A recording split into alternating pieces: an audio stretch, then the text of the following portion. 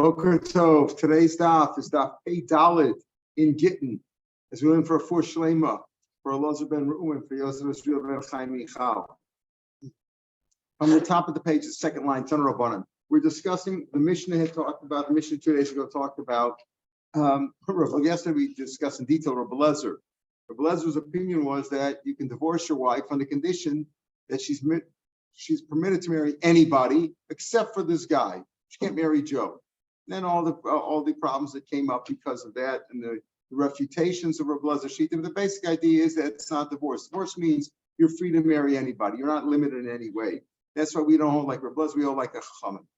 That's one part of the mission. We're still discussing this Indian of conditions. Now you could make almost any condition. The problem there was, we said in the Mishnah that you said chutz m'ploni, you divorced everybody except for this guy. So as far as Joe, that guy, is concerned, you're still married to me. That's a problem. That's a problem because you're not really, you're not supposed to be married to when I give you a get, when I divorce you, you're free to marry anybody. You shouldn't be considered married at all for anybody. Therefore, we really don't go like Rabbi Elazar. However, even the Chamri Mode, if you make a condition, I make a condition, I'm divorcing on the condition you give me $200. Okay, it's a good condition. So if I say, give me the $200, on the condition you give me the $200, when you give me the $200, you're divorced. If I say on the condition you give me $200 between now and Rosh Hashanah, so you're divorced from now, when you give me the money, you fulfill the condition, but you're really divorced from right now. If you don't give me the money, that's a problem. If you don't give me money retroactively, was never the condition wasn't fulfilled, it's not a get, and if you married somebody else, you got a problem. So here we're going to talk more about the conditions. Let's say the other way around. I'm not divorcing you from everybody except for Joe, but I'm divorcing you on the condition that you marry Joe. That you marry Joe. So what do you say over there? What do you say about that? Now you're divorced. You're free to marry anybody, right? I mean, you're not really free to marry anybody. You're free to marry anybody, but and I didn't say only Plony. I'm saying that you're divorced on the condition that you marry Joe. If you marry Joe, then you're divorced. So what do you say about that? She shouldn't get married. Then this is but if she does marry, you don't force her out of the marriage. Now, what does that mean? It's more my comment. What do you mean? Who is she supposed to marry now? I'm divorcing you on the condition that you marry Joe. Okay, so what does that sound like? If she marries Joe, she fulfilled the condition and she can marry Joe, right? That's what it sounds like. But isn't that a horrible thing to say? I'm divorcing you on the condition that you marry. I want you to marry Joe. Is that a problem? Well, he says you shouldn't do that. And if you did, you don't leave the marriage. Michael, what do you mean by that? Who shouldn't you marry? Joe or somebody else? Michael, this is what he means. You shouldn't get married to Joe, even though that fulfills the condition, and that means that you're really divorced. Why? Shemayom, people say, like you're passing around your wife to somebody else. I'm divorcing you on the condition you marry Joe. Technically, she marries Joe, the condition's fulfilled, she's divorced and she's married to Joe, but that doesn't look nice.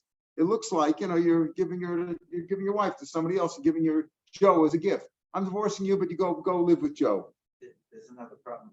Yeah. Because if she marries Joe, she's not divorced yet. No, she hasn't fulfilled it. That's the condition. The condition is that she marries Joe. As soon as she marries Joe, the divorce takes effect and the marriage takes effect at the same time. Why can't it work at the same time? Technically, she fulfilled it and it's okay. The problem is we say she shouldn't do that because it doesn't look nice. It looks like he's passing his wife around. If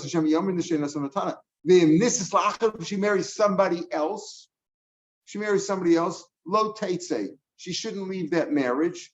She shouldn't leave that marriage, right? If she marries somebody else. So the Gemara says, why? Why? Why not? I understand. She's really married. She's married to the first husband. First husband says, I'm divorcing on the condition that you marry Joe. She goes and marries somebody else. She didn't fulfill the condition, so she's really still married to the first guy. So why do you say that she shouldn't leave the second one? Because it doesn't look good. Mishum Zera, because of Xera, Mishum Zera, but although kind of time about that gets invalid. The condition was if you marry Joe, you're divorced. So she shouldn't marry Joe, it doesn't look good. And also, if she marries somebody else, it's okay. It's better that she marries somebody else and married to Joe. But if she marries somebody else, she hasn't fulfilled the condition and she's still married to the first husband. Does that make any sense? You're allowing a married woman to marry somebody else without a divorce. Rav Nachman, it doesn't mean that. She shouldn't marry Joe. Why? Because it looks like you're passing your wife around. You're giving her your wife as a gift to somebody else. Don't marry Joe, even though that was the condition of the gift. Don't marry Joe. But if she married Joe, lo teitze, she shouldn't have. She doesn't have to leave the marriage. Just like Zera, it doesn't look good. You shouldn't marry Joe. It doesn't look right. Stay with your first husband. But if she marries Joe, she does it already. You'll force her because of the Xer. The Xer is, it looks like you're passing your wife on. But if she married him already, because of the Xer, you don't force him out of marriage because technically she is married to Joe now. I'm like, Rava, lohu taught you shouldn't marry Joe because it doesn't look good. How could she marry somebody else? It says she shouldn't marry. Again, if you say, I'm giving you a get on the condition you marry Joe, she shouldn't marry Joe.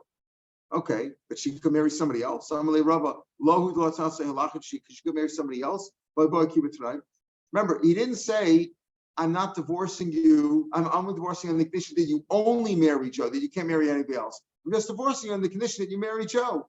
So maybe she could marry somebody else and eventually marry Joe. Amalei Rava, she could marry someone else. How could she marry someone else? If she marries somebody else, again, he didn't on the condition that you marry Joe. So eventually she has to marry Joe in order to get divorced. Could she marry somebody else in between, hoping that eventually she'll get married to Joe at some time? Maybe she could marry somebody else today, be divorced later on, and then marry Joe later on. You're comparing it to this case, Rav Nachman, who says this. Rav Nachman says she shouldn't marry Joe because it looks like she's passing around. But if she marries him, she shouldn't leave. But she shouldn't marry Joe, but she could marry somebody else. How could she marry somebody else? If she marries somebody else, she's not fulfilling the condition of Joe, right? Not yet. Not yet. Oh, so maybe long, yeah. So you say, okay, she'll fulfill it later on, and you're comparing it to this case. And comparing it to this case, and you, Rav Nachman, who offered this solution, Rav said to him, you, Rav Nachman, offered a solution. You're comparing it to a different case in which you disagree with Rav Yehuda. What's that case there? A case in the Darm Deitmar. We're about a third of the way down, a quarter of the way down, and pay $1. Deitmar. I forbid my eyes to sleep today if I sleep tomorrow. If I sleep tomorrow, I'm not sleeping today. So I forbid, I'm making a netter that on my eyes, that my eyes should not sleep today if I sleep tomorrow. Rav Yehuda says, Aisha, don't go to sleep today. Because maybe you'll fall asleep tomorrow. If you sleep tomorrow, you're forbidden to sleep today. Now, you don't know if you're going to sleep tomorrow, but you shouldn't sleep today because maybe you will fall asleep tomorrow. Rav Nachman, who is the Bar Plukto, Rav Nachman says, no, you can sleep today. So just make sure you don't sleep tomorrow. If I sleep tomorrow, I can't sleep today, right? That was the net that you made. So Rav Nachman says, you can sleep today. Just make sure you don't sleep tomorrow. So what do you see? That as long as you could do something that in the condition, you'll fulfill it later on. So maybe he didn't say, I'm forbidding you to own, not to marry anybody else. I just said, I'm giving you a get on the condition that you marry Joe. Okay, so maybe she'll marry Joe some other time. Maybe she can get married to somebody else. Is that what you're saying? This is what Rabbi said to him. Are you saying you shouldn't marry Joe because it doesn't look good? But if you marry Joe, it's okay. You shouldn't marry Joe, but you could marry somebody else. But you have to fulfill the condition. Maybe you'll say, okay, I'll fulfill the condition. She'll marry Joe later on, a few years from now. No time limit. No. Yeah, right. That's when she's limited. That's when the condition is limiting her right now. She's still attached to him because she'll never get out of the condition. But here she can get out of the condition. Eventually she'll marry Joe. We say that time is limited, that it's unlimited means that her whole life she's bound by this. Her whole life, I'm divorcing in the condition that you don't drink wine for the rest of your life. So her whole life, until she's 120, she can't drink wine. She's always bound by that. Over here, though, at any time that she marries Joe, it's over. So she might marry Joe in 10 years, 20 years, 30 years, but she'll marry Joe. Once she marries Joe, it's over. If he says, I'm forbidding you to drink wine for 10 years, that's a good get, because after 10 years, it's over. She might live past the 10 years. So it is a limited period of time. But so how could she marry somebody else? The Tanai is not done until she marries Joe. When she marries somebody else, right. She doesn't have to marry Joe first. He didn't Nobody, say. if she marries somebody else, she's an ish. No. Take a look at Rashi. Take a look at Rashi. Rashi about 12 lines down on the page in Rashi. But you didn't say, I'm forcing you to only marry Joe. You marry Joe eventually. Now, I'm divorcing you now. Again, it's you're asking good, Rabbi, but depends on how he phrased it. I'm divorcing you now on the condition that you eventually marry Joe. Okay, so maybe that's what he means. Yeah. In other words, Rava's contending with Rav Nachman. Rav Nachman says you shouldn't marry Joe because it doesn't look good. But if you did, it's okay. Okay, you shouldn't marry Joe, but you could marry somebody else as long as the condition would be fulfilled. Then I'll give you an example. It depends. Like, let's say I say I'm divorcing on the condition that you give me $200 right now. Okay, you give me $200. In other words, when you fulfill the condition, you're divorced. If I say you give me $200 by Rosh Hashanah, you're divorced from right now, but the condition's got to be fulfilled later on. If you didn't fulfill the condition, retroactively, you're not divorced. So here also, he didn't say you can't marry somebody else. He says I'm divorcing you on the condition that you're going to marry Joe, maybe eventually. But so Rava said, this is what Rava says. Is that what you mean, Rav Nachman? She could marry somebody else, even though she's not married to Joe now. She'll marry Joe later on, and you're comparing it to the case that you hold that. Don't worry about sleeping. You could sleep today and make sure you don't sleep tomorrow. In other words, you'll fulfill the condition later on. Rava says there's a problem with that comparison. Over there in the case of don't sleep today. I swear I'm not going to sleep today, or I make an error in my eyes. I'm not going to. My eyes won't sleep today. If I sleep tomorrow. So Nachman says, you know what, you can sleep today. Make sure you don't sleep tomorrow because it depends on you. You can keep yourself awake. The boy, you could prick yourself with thorns the next day. Below normal, you won't fall asleep. In other words, if I got to make sure that I'm not going to sleep. Remember when I was a little kid, you wanted to stay up till slichas. You know, your father went to slichas at 12 at night, and I would always fall asleep. So I said, I'm going to sit up. How do you force yourself to stay awake? You prick yourself with thorns or with needles the whole day. You'll stay. You can force yourself to stay awake if you have to. But over here, how can you say she can marry somebody else and she'll marry Joe eventually? It doesn't depend on her. How do you know that the new husband's going to divorce her? The husband has to give her a divorce. How can you say she'll fulfill the condition later on? So how can you, Rav Nachman, imply she can't marry Joe right away because it looks like you're passing your wife around? Okay, if she does, okay, it's fine. Let it be. We're not going to force her out of the marriage because of that. But she can't marry Joe. Not sure she could marry somebody else. How can she marry somebody else? And relying on the fact that maybe somebody else will divorce her later on and she'll marry Joe 10 years from now? How do you know? Maybe he'll never divorce her. So therefore, Rava refutes Rav Nachman. He comes out. You can't marry somebody else if relying on the fact that maybe you'll get to marry Joe eventually. How do you know? Maybe Joe will be somewhere else, or maybe Joe will be dead. Maybe your husband won't divorce you. And a case like that, where he says, I'm divorcing on the condition that you marry Joe, she shouldn't marry Joe, and she shouldn't marry somebody else. She shouldn't marry Joe, because it looks like you're passing your wife around. I'm divorcing you on the condition you marry Joe. It looks like you're passing your wife around. Shouldn't marry somebody else, the boy because you have to fulfill the condition. Maybe she'll never marry Joe. In other words, you have to fulfill the condition before you move on, because maybe she won't have an opportunity. Rumi, it's mashma that it's not that you have to fulfill the condition before you get married. You have to fulfill the condition because maybe you won't have a chance to fulfill the condition. Again, it's the difference between saying I'm divorcing in the condition that you give me $200 now, or in the condition that you're giving me $200 later on. Over here, even if he said I'm divorcing in the condition that you eventually marry Joe, I didn't say you can't marry somebody else. I just said you have to eventually marry Joe, but maybe you won't have an opportunity. So you shouldn't marry somebody else because maybe you'll never be able to fulfill the condition. If you're never able to fulfill the condition, you're not divorced at all, and you're in between marriage to somebody else, to some other guy, would be invalid. Then this is low say again that if she did marry him, she married Joe. Low tate she shouldn't leave it. And she shouldn't, because of Xera, we're not going to force her out of the marriage. But if she marries somebody else, again, I'm divorcing the condition, you're not going to marry Joe. And now she marries somebody else, she has to leave that marriage. The boy because you have to fill the condition, because maybe you won't have a chance to fill the condition. Tani said, Rava approved to what Rava said. If a Bryce like him, raise the low to say lo like we understand. Now there's a Bryce who said she shouldn't marry. And what it means now is she shouldn't marry anybody. She shouldn't marry him. And this is low to say if she marries him, she shouldn't leave the marriage. Again, she shouldn't fulfill the marriage because it looks like you're passing a wife around. But if she married Joe, she fulfilled the condition, and therefore, like I told Kurt, when she marries Joe, she's fulfilling the condition. She's divorced and married at the same time. The second she marries Joe, right? She marries Joe, she's divorced and she's married to that guy. You could argue that say that she's really divorced from right now, and the condition she marries Joe later on. So she's really divorced now, and she marries him later on, fulfills the condition. So she shouldn't leave Joe if she's married to him. But if she marries somebody else, yes, she should leave that marriage because maybe you'll never be able a chance to fulfill the condition. Turn her about halfway down the page. I raise a kid at the 2 dots. I raise a kid to let's say he says to her, he's annoying her. Says, I'm giving you a get on the condition that you go up to the sky. You go up to the sky. I'm going to say go up to the depths go down to the depths of the ocean. I'm going to say typically on the condition that you swallow a large reed, the length of which is 4 amas. In other words, something that's impossible to do.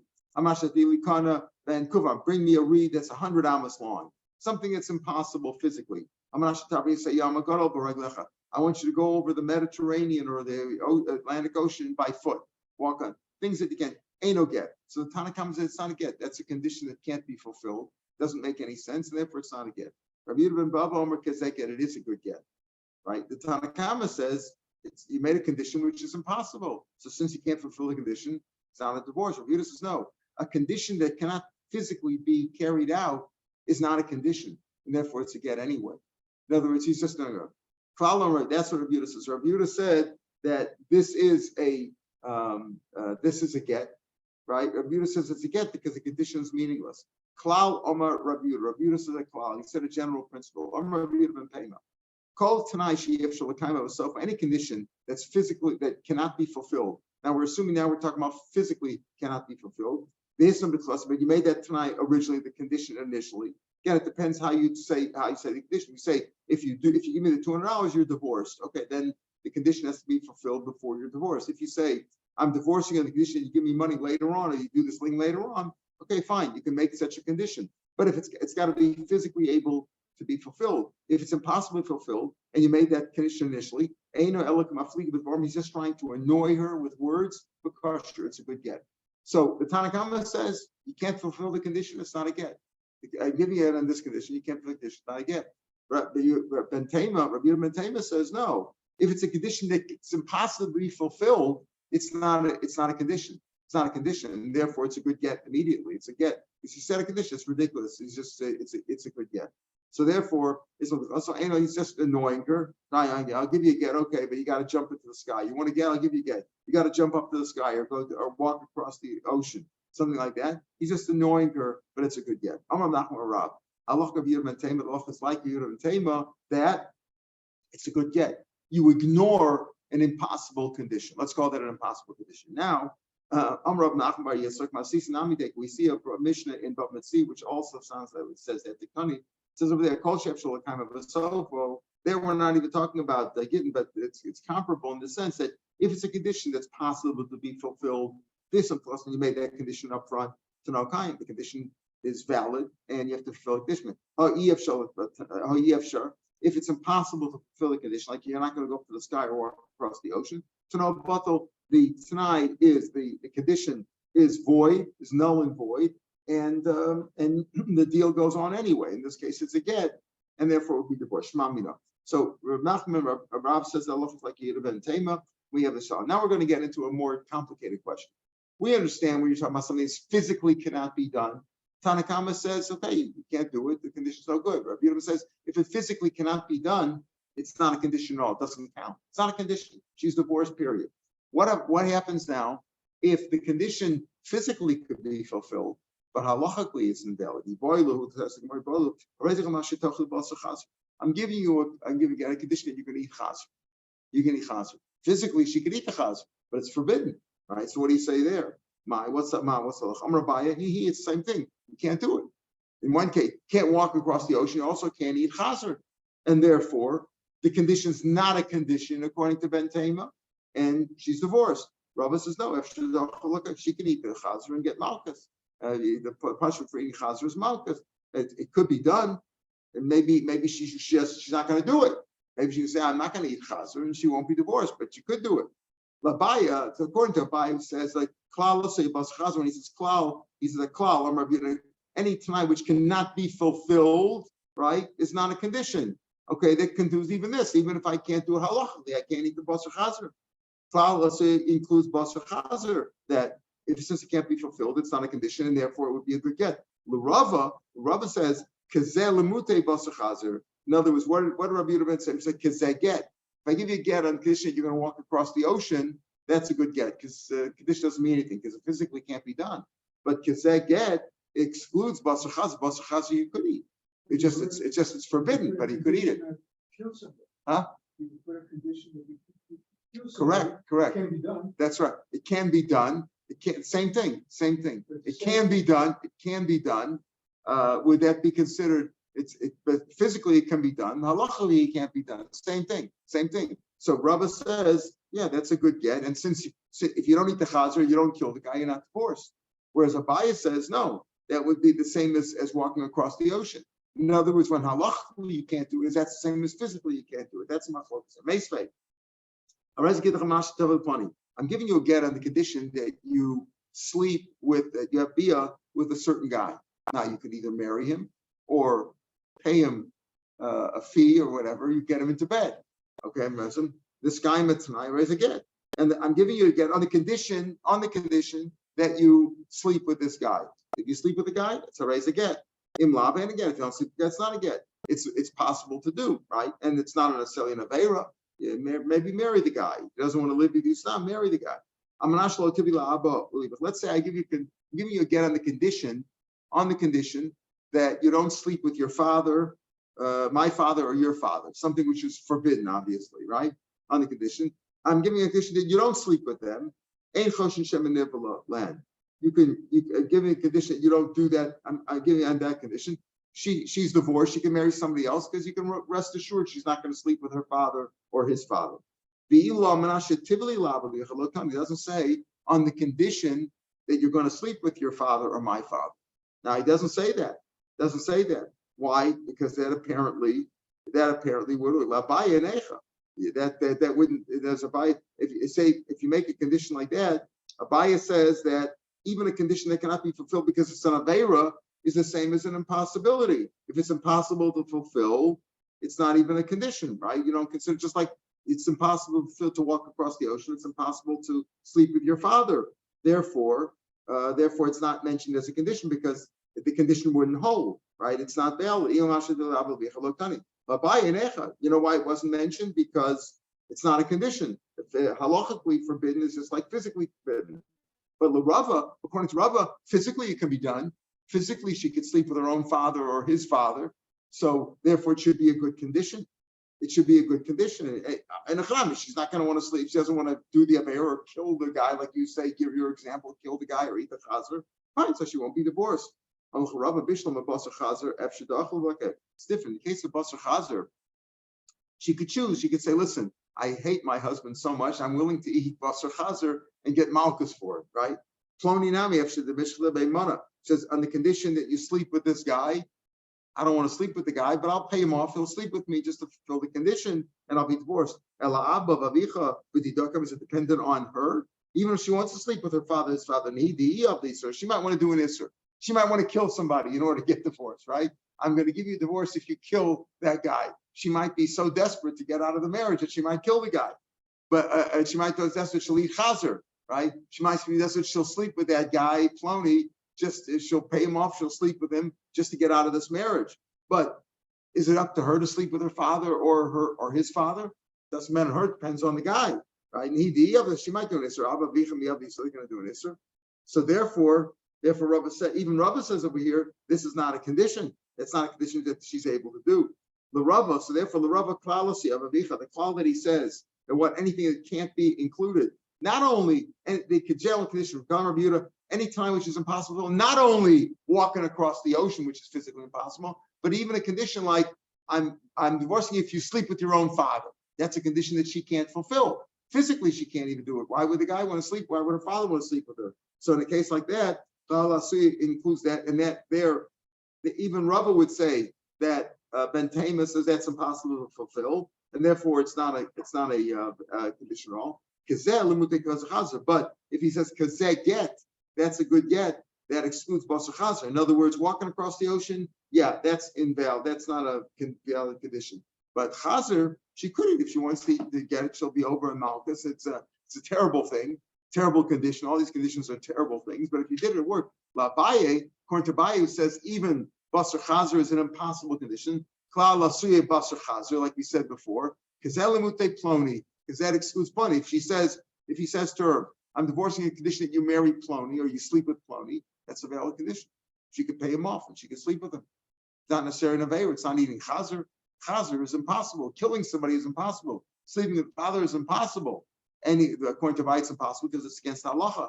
But on the condition that you sleep with this guy, go marry him off. So they'll say maybe he's the best guy in Lakewood, and she's willing to pay a big dowry in order to marry the guy, right? So it's possible.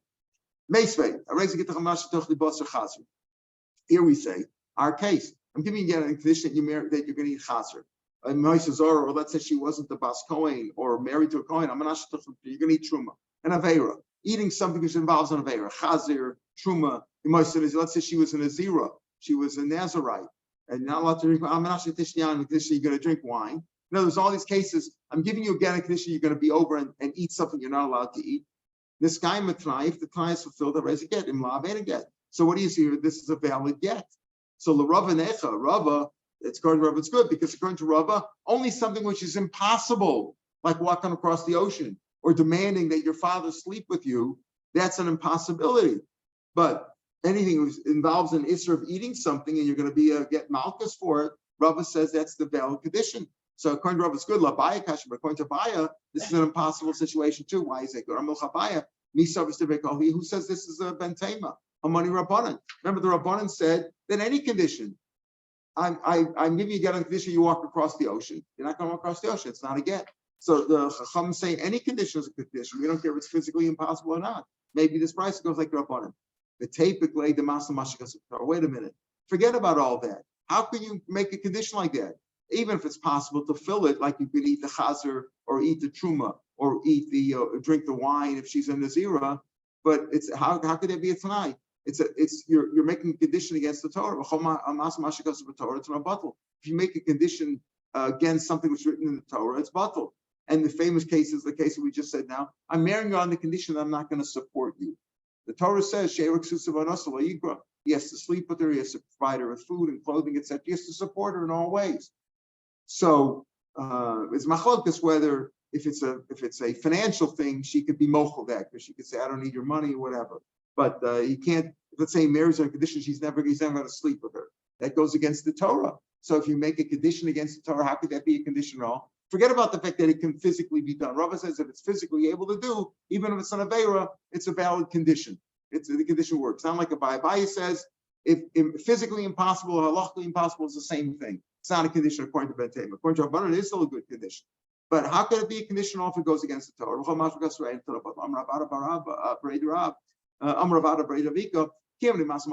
When do we say that if you make a condition against what's written in the Torah, your condition is invalid, is null and void?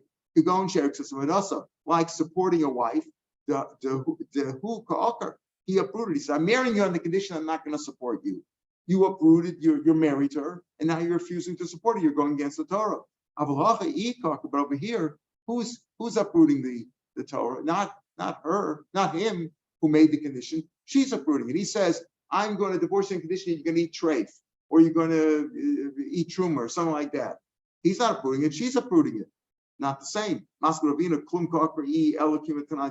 She's only uprooting it to fulfill his condition. It comes out he's the one uprooting it because he said, I'm only divorcing on the condition you're going to eat treif. So he's really uprooting it. He's forcing her to do it. When do we say that if you go against the Torah, you make a condition, the condition is invalid? When he says, I'm marrying you on the condition that I'm not going to support you or sleep with you, so he's clearly going against the Torah.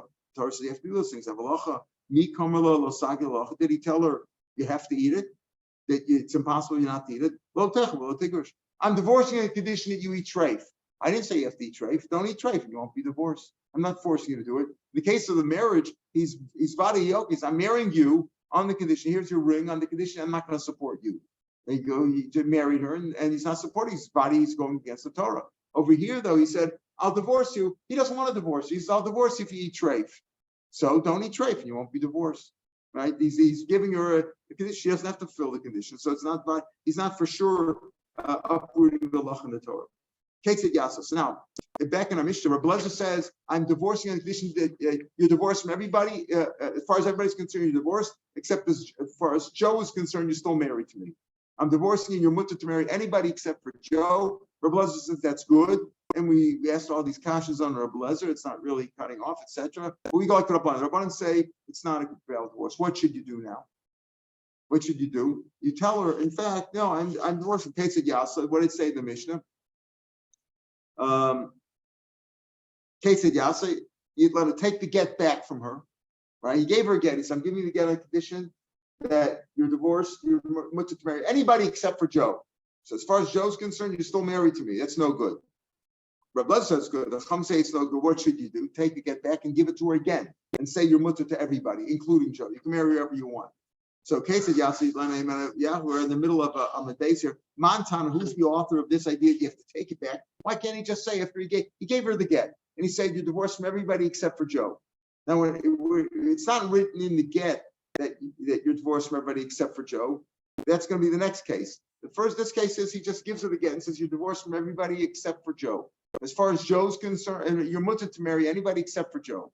So what should you do? It's no good, according to the rabbis. Not Rabbi Lezer says it's good. The rabbis say it's no good. Take it back and give it to her again and say you're mutter to marry everybody. Why do you have to take it back again? Why don't you just give it to her? Why don't you just say, no, I never mind. Never mind. You can marry anybody you want. Why can't he do that? Montan, who's the one who says you have to take it back? Pardon? Balpeh. He said it Balpeh. Montana, Amar Chizkiah, Rav Shimon Elazar. Rav Shimon Elazar said before, remember, we had a case a few blocks back where he said, oh, here's the bill. Here's the IOU that I have here. Here's the IOU. He gives it to her. He doesn't want to tell her here's your get. She'll say, get out of here. I'm not taking your get. He gives her a bill or he gives her some check or something. And he says, here's your get. So she sees it's not a get. He has to take it back and give it to her again. So maybe it's the same idea here. Who's the author who says you have to take it back and give it again? Montana. You can't just say now it's your get after he said it's a shtar chov, it's an IOU or a check or something like that. He has to take it back and give it to her. He's got to say that. So that's the author of our Mishnah also. Shimon Elazar said before you have to take it back and give it to her again. Maybe it's the same. That's the author of our Mishnah here. Rabbi Yochanan says no. Feel Tam Rabbanan. Rebbe, even like Rebbe says you don't have to take it back over there. In the case of the shtar chov, you don't have to take it back. Why? You could just say no. It's not the IOU. It's your get. I'm giving you your get now. He says, why? Rabbi Yochanan says, I could even say, it goes like Rebbe, who says over there, you don't have to take it back. But over here, you do have to take it back. Why? Dilchun Amar, your own guy said, your own guy means over here, Rav Kana. Rav Kana came from Babel to Eretz Yisrael to learn by Rabbi Yochanan. So Rabbi Yochanan was telling the rabbis in Babel, your guy from Babel said, Shani Yachahol, but could also liposol lakuna.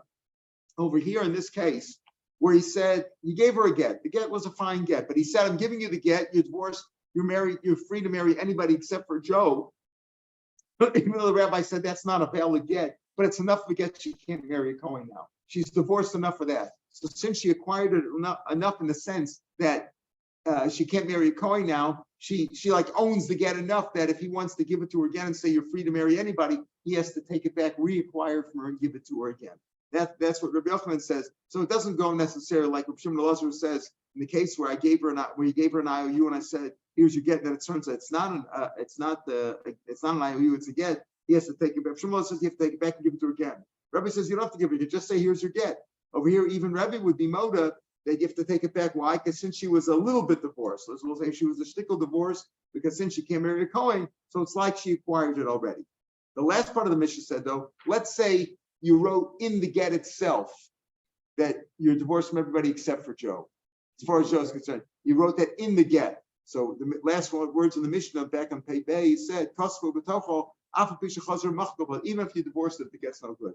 A get that had it in except for, divorced from everybody except for Joe, if that was written in there, that gets puzzled. Even if you erase those words, you can't use that again. Now, we're going to see that also is that Rav Safra, We learn if you wrote it in the get. Exactly, of course, that's the said in the Mishnah. The Mishnah said it was written in there, except for Joe. You're divorced from you're divorced and you can marry anybody you want except for Joe. It's written there. That's what the Mishnah said. The Torah, remember, there's a tophus, like we know, tophus is a boilerplate, right? In modern Hebrew, tophus is a form, a blank form. Torah is the part that mentions the name, his name, her name, the date, the place, things like that. That's the main part of the get.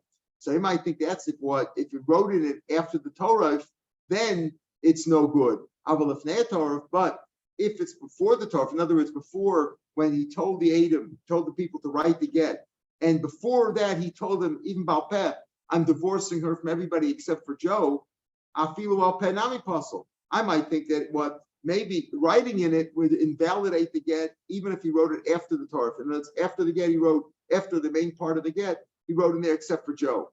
But before the Torah, and it's when they were writing it, the Sofer and the Edom were writing the get with the Kavanah, and he told them before the Torah, Afilu Al Peh, even if he just said about Peh, they didn't write it in the get except for Joe. He just said, by the way, I'm giving it to her, I'm not divorcing her as far as Joe is concerned. So Afilu Peh, anything also possible. Kamashma, no, that unless it's written in there, it's not possible. Even if it's Baal Peh, doesn't count at all. That's the first opinion over here. That's why Rav Shapiro says custom only if it's written. If it's not written, even though he said it to the Sofer, I'm giving it to her, have it the Kavanah, then I'm going to give it to her except for Joe, that doesn't count. Rav Amar no, only if it's after Torah that has to be written. If he said it before they wrote the names in there, he said, by the way, when you write the names for the get, my name, her name, etc., in our cities and all that, when you write it to her, and I write it with a kavanah that I'm going to divorce her except for Joe, that's possible, even if it was written in there. In other words, Rabbi says, Lo shana la'achar Torah. It has to be written to invalidate the get. It's only if it's written in there. Written in there went after the Torah. It's written in there even after the Torah is so good. But if he told it to them before they wrote the Torah, even Al Peh is also possible. That's Rabba's opinion. Buzz Rabba Tamei, Rabba goes according to the Svara, Damalu Rabba, according to this reason, Damalu Rabba Lahanu, the Kasmigita, Rabba told the people to write Gittin, Shisku Shakiti Labala, the Kasisha Torah to get up. Make sure when you write a get for them, make sure that the husband keeps his mouth shut. Silence him, right? Because he might say, I'm going to divorce her, make some conditions. If you put any conditions in the get, like this condition, except for Joe, right? We'll see. We're here. We're talking about the conditions of except for Joe. We'll talk about other conditions in a second. But if he makes any conditions in there, and he says it before they wrote the Torah, that would invalidate it. So Rabba says again, if it's written in there, if the condition's written in the get, that's no good. Period. No matter where it's written in the get. But if it's Baal Peh, that's only that Baal Peh doesn't ruin it unless it was before. Rabbi says, even if you made the condition Baal Peh, you didn't write it in there, that also would invalidate it. Therefore, he told them, when you're writing the get, make sure the husband keeps his mouth shut, because any condition that he puts in there, even Baal Peh, would ruin the get. Tanur Rabbanan, 6 lines from the bottom of the page. Tanur Rabbanan, call it Tanur Post get. Rabbi says, any condition you put in a get invalidates it. Even just say on the condition so and so. He didn't write chutz leploni, except Mary. I'm marrying you, except I'm divorcing you from everybody except for Joe. Even if it just was a condition, Rebbe is machmir, and he says any condition ruins the get if you write it in the get. Call it Tanur Post, if it's written in the get, even if you fulfill the condition, any condition written in the get ruins the get. No, a condition that you made Baal Peh that would ruin it, that ruins it if it's written. Like chutz, kosher ain't a post Baal Peh, ain't a post b'ksav. Any condition that wouldn't ruin it, Baal Peh, wouldn't ruin it b'ksav. In other words, our Mishnah was talking about you said I'm divorcing you except for Joe. Except for Joe is not a good condition. We said that the rabbis hold that's not a valid get. So if you write that in the get, that ruins it. But if you write, I'm giving you a get on the condition you give me $200 by Rosh Hashanah, that's okay. That's a good condition. You can put that. That's where Rebbe says no. That's also no good. Any condition is no good if it's written in the Chum. Say no. If it's a condition which doesn't ruin it, Baal Peh, it doesn't ruin it if it's written in there either. Ain't opposed to chutz, right? Chutz opposed to Baal Peh. If you write a chutz which ruins it, I'm divorcing you from everybody except for Joe. As far as Joe's concerned, you're still married to me. That ruins Baal Peh. That's if you put Niksav like in the Mishnah. If you wrote it in the Mishnah, that ruins the get. Almanas. If I just say Almanas that you marry Joe, that you don't marry Joe, Almanas that you this, Almanas that you do that, ain't opposed to Baal Peh. And opposed to if it's written in, it doesn't ruin it. So that's a machlokas between Rebbe and the Chachamim. Now we have machlokus in the machlokus Rebbe and Chacham. Amar Rav Zera. Machlokus lefnei Torah. Machlokus between Rebbe and the Chacham is can any condition be written to get? Rebbe says no condition be written in the get. And the Chacham say no, a valid condition that can be done up that can be written in the get too. So the machlokus is what they put the condition in before the Torah, in other words, before the main parts. The Rebbe Savar Gazrin Almanasa Tuchatz. Truth is, a condition of Almanas is a valid condition. I'm forcing a condition that you can be $200 before Rosh Hashanah. What's wrong with that? But the Rebbe says it's no good. Say because you might write chutz, and chutz is not a good condition because chutz, that's not a condition. Chutz is I'm divorcing you from everybody except for Joe. As far as Joe's concerned, you're married to me. That's not a crisis, as we said yesterday. That's not a valid crisis. So that's not good. So, but we're gozer if you put almanas like you write chutz. Rabban Savila goes around almanas at the chutz. Not gozer. Therefore, if you write a condition almanas in the get, that's okay. Avalachar Torah, if your condition was written after the Torah, Tivrei called kosher. So Rav Zera says even when Rebbe says that you can't put a time in the get, that's only before the Torah because it was written that way. But after the Torah, everybody says it's kosher. Our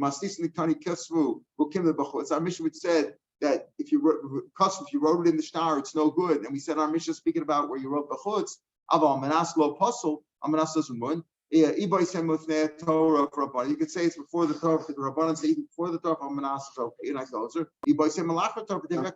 If you wrote it after the Torah, everybody says that that's okay. Because our Mishnah that says it's no good is only when you wrote the chutz.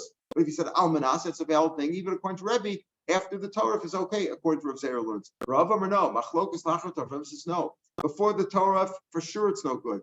Rav says the machlokas is after the Torah. The Rebbe Sover Gazrin and Atul Lifnei a Torah. Your goes are after the Torah, Atul Lifnei a Torah. So therefore, Rebbe says that's no good, right? Whatever condition you made is no good. After for the Rabbanan Savilo Gazrin Atul Lifnei Torah. If you're not goes after before as before. Aval Lifnei Torah, but if you put the condition before the Torah, also even the Chacham would say it's possible. In other words, Rabbi says the machlokas where the Chacham say you could put a condition in again. Rabbi says you can't. That's all after the Torah. Before the Torah, everybody says it's possible. Umasis niktani kosvu. The Mishnah says kosvu kim the bachutz. We said bachutz abel amnas lo pasul achar Torah rabbanan. It goes like the rabbanan after the Torah. Almanas would be good according to Rabbanan after the Torah, but before the Torah, everybody would agree that it's no good. Even Almanas would be no good because your gozer, right? Lefnei Torah, you're writing it on a bed. You shouldn't put the condition in the get before that. That's how Rava learns. The Rabbanan, and as Rava saying, the machlokes after Torah. Rabbi Sav gets to Torah, for Rabbanan Sav lo gets to Torah. But Lefnei Torah, everybody says it's possible. And our Mishnah, which is mashma that Almanas is okay, that's after the Torah for Rabbanan. Tani Avua. Rabban, the father of Rabban, Kamed Rav Zera. Remember, Rav Zera was the one who said the machlokus is only before the Torah, if he put the condition before the Torah, but after the Torah, it's okay. He said to Rebbe, Kasav get out tonight. If you already get out on a condition, Divrei kol pasul, he says it's pasul. Divrei kol pasul, I can say it's pasul. But mythically, we just had a machlokus Rebbe the Rabban. Rebbe says if you already condition in the get, that's no good. For Rabbanan, it's okay. How can you say everybody says it's pasul? La'ema, Divrei kol, everybody says it's kosher. How could everybody says it's kosher? Like Rav Zera said at the top of this page, that after the Torah, even Rebbe says it's okay. The Lema raise a puzzle, Rebbe. Why do you have to say Divrei Kol is kosher? Why don't you say maybe it's goes like Rebbe and say it's puzzle if you wrote it in there, it goes like Rebbe. And Rebbe would say, according to Zera, before the Torah, if you wrote it in there, it's no good. The answer is Tana Divrei Kol Asnei. He heard the words Divrei Kol. Kosher puzzle mechavlei. In other words, this Tana who learned in Avuad Rav Avin, who learned from Zera, Kosav again tonight, everybody says it's puzzle. So, and it turns out, no, it must be Divrei Kol kosher. He's why? Because kosher and puzzle you can mix up. I forgot if he said it's so good or it's good or it's not good. Harezev Divrei Kol mechavlei. And as he heard him say Divrei Kol, and you want to change it to Harezev, and it's only Rebbe, Divrei Kol it's Mash Rebbe. He wouldn't mix up the words Divrei Kol with Harezev. So when you hear Divrei Kol, that's probably Divrei Kol is valid. You might have mixed up pasul and kosher. You can't say Divrei Kol pasul because the Rabbanan say it's kosher. But so therefore say Divrei Kol kosher and say what? Divrei Kol kosher. And what are we speaking about? We're speaking about after the Torah, where everybody agrees according to Zera that it's kosher. According to Rava though, Rebbe always holds even after the Torah that it's pasul. All right, we'll pick up from Mishnah tomorrow, Mishnah. Have a good day.